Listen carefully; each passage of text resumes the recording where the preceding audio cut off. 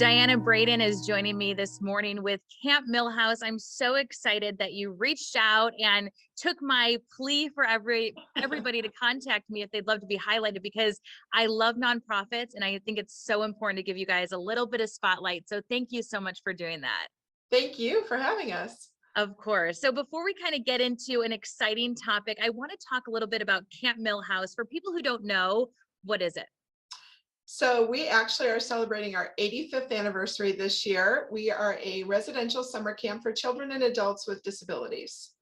And you guys offer so much for them. Like, there are so many opportunities. Once kids go to camp, or even adults, what do they do there?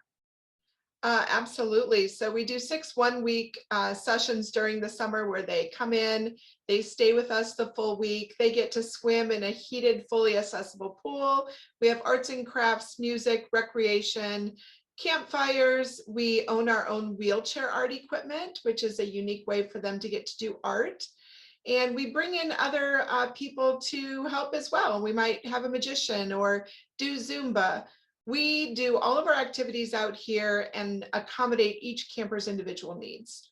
And I think when people think camp too, they think, oh gosh, travel, we're going to have to go really far away. Or I hear like Michigan all the time, right? Or I even went to like Iowa as a kid, but we're like right here in our backyard. It's so accessible.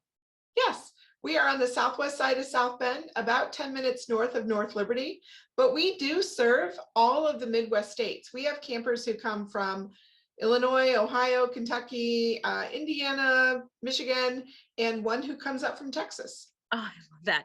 And I can only assume this is so crucial and so important because not everywhere has camps like these. Yeah, sadly, more and more are closing. And so we are one of very few camps around that do serve children and adults. We don't age out. So our oldest camper is in his 70s, which is kind of what makes us unique, because most services, they get to 22 to 25 years old and they don't have anywhere to go again. So they can still come to camp all their life. Is there a particular person or story that you can share that really explains like how much joy this brings to your campers? I could share a million of those stories with you. And our families have not had camp for 2 years. This will be our first year back in Yes. since 2019. And they're desperate for the time, for their camper to be here, for the camper, but also for themselves to have some Yeah. respite. Yeah. We do have one camper who has been coming for 50 years. COVID broke her cycle Freak. of being at camp. But Lori, she pulls in that car, and when she gets out, it's arms in the air and honey, she's home. And that's what camp is. Camp is their second home. It's the place for them to come for a vacation. They get to see their friends that they, met a year ago or 10 years ago or 20 years ago. We have many, many campers who have been coming for 20 plus years to Camp Millhouse. It's a huge part of their life. It Okay, is. so this camp, the land, and was it the actual campsite donated, right? The original 11 acres and our main lodge was donated by Charles Millhouse in 1940. And then we've acquired extra land over the years.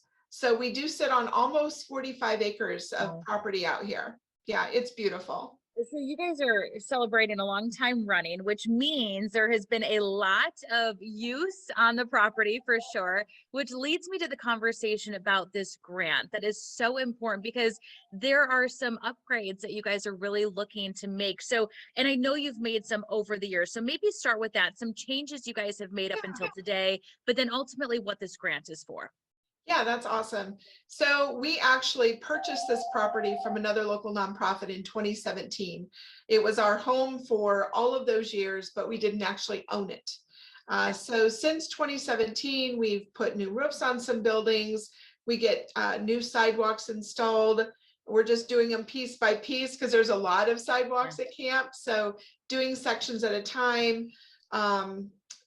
Almost every building has had paint somewhere, either inside or outside, just to bring that up to speed, and just fixing things around camp.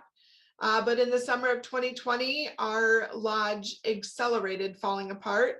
We had put a new roof on in 2015. We had hoped to use the building another 15 to 20 years, and that is no longer possible. So we have to replace this lodge. We're going to get one last summer out of her, and then she needs to come down. Yeah. And we're going to put a brand new building up. It's almost 2 times the size of the current lodge. We really have, in addition to the lodge falling apart, we've outgrown it. We serve about 90 to 100 people out of that building 3 times a day. It's where we eat all of our meals. We do rainy day activities in there. And we sometimes during a full week, we don't have room for all of our staff to have a Yeah. seat. Wow. So being able to replace this building, not only with it being bigger, but with facilities in it that we don't currently have. Our bathrooms will all be individual bathrooms, so our campers have privacy, which is just dignity. Yeah. I don't know why the bathrooms always make me emotional, but they do, because we want that for our campers. We want them to have that dignity and feel that importance out here. And it's crazy that a bathroom's going to do that, but it is. One of Yeah. our bathrooms has an adult changing table. So if someone needs to be changed during a meal, they don't have to go all the way back to their cabin. They can stay in the lodge, get changed, and rejoin their cabin right away. A couple medical rooms that we don't currently have, you know, the med cart sits at the end of a room, and the directors watch it while the nurse passes meds. We'll have a room that they can put that med cart in or do Wow. treatments in. So it really, it sounds cliche to say this, but it will be a life-changing building out Yeah. here at camp. Oh, yeah. I mean, you're providing such an amazing, beautiful space for a lot of individuals who may not get this experience anywhere else. And it's Correct. making their life a lot easier, where sometimes life on a day-to-day basis is really challenging. Yeah. And just a nice place, like you said, respite for the parents is almost just as important as Yes. respite for these kids. And what I've learned through the years a lot of times is camps like this provide these kids an opportunity to do things that they never get to do at home, because sometimes it's just Absolutely. too hard, or sometimes there just aren't resources available. So you're talking about bathrooms or a space that people can go for medication, and these may be things you and I take for granted, but these Oh, really do absolutely. make life a lot easier for you guys and for your residents too. Yes, you'd be surprised at how many people see our pool, and that's like just the highlight. That's not something they have available to them Yeah. in their everyday life, Yeah. to get to go swimming. So yeah, it's amazing. That is why this grant is so important. So you are looking for donations because it's a kind of one-for-one matching grant here, right? It is. So the lodge rebuild is $1.2 million. And we've been raising money for about a year, and we are over halfway there. This grant is through the Community Foundation of St. Joe County. It's a $100,000 matching grant. We are almost halfway to that goal. And although we have a year to raise it, we don't really have a year to raise it, Mhm. because we need those funds to start the building as soon as camp is over this fall. Right. So we need to raise those matching grant funds. We really need some investors to just come out here and see camp and see the building, see what's happening. We give tours all the time, and I would love to show people around. But we need folks to invest in the future of Camp Millhouse. We've been here 85 years, and we want to be here at least another 85 years. And as you mentioned, with so many of these facilities closing around you, you can't Yes. afford to have another one closed. You said what, 90 to 100 people every session, and that's, or every time you eat food, and you have 3 sessions in a day? Yeah, so Wow. we can take 60 campers per week. Okay. And we hire about 55 staff. They're not all here at the same time because some of those are nurses. But usually in the dining hall during a full week, we have 90 to 100 people that we're feeding, and 3 meals a day that we cook from scratch out of that building. Yeah. So yeah, a kitchen I can't even imagine. Need this. We I need can this. see the picture, but it doesn't compute. Yeah. Yeah. If you saw what we work out of right now. And was I reading that it's because it was built on dirt, right? So it's slowly starting to go away. So it's not Yes. like any fault of your own. It's just what's No. happening with the floor below you. Right. We do regular maintenance on all of our buildings and grounds. And it was a complete shock when the floor just like started to fall out from under us in the kitchen in Mm, 2020. And when they took everything out to shore it up and put it back in, they didn't find any concrete under there. wow. It's literally sitting on the dirt. So yeah, imagine 82 years of that because we've been out here since 1940. So yeah. Yeah, talk about stressful. You're like, what's going to happen here? No stress. Oh, God. Yeah, what's stress? We don't have any stress. What are you talking about? So I love what you said about investors because I think that will really make a huge difference for you guys. So I'm going to put you on the spot. If you could say anything to an investor, even a family sitting at home who's looking to say, we want to give back to a community, what should we do with this money? What would you say to them? I would say take 5 minutes and go to our website and watch any one of our videos on there. And you will see our campers and their families. And you will see how important camp is to these families. Mm. Sometimes this is the only week that those families have to be able to take their own vacation or stay at home and work on something at home that they can't work on. And it's the only time that our campers have to be independent and gain new skills out here and make new friends. And it is really just vital for our families. And it only takes watching one of our videos once to know that. But I would love for them to come see us too. Come out here, come see what camp is all about. And you'll get it. You'll be hooked.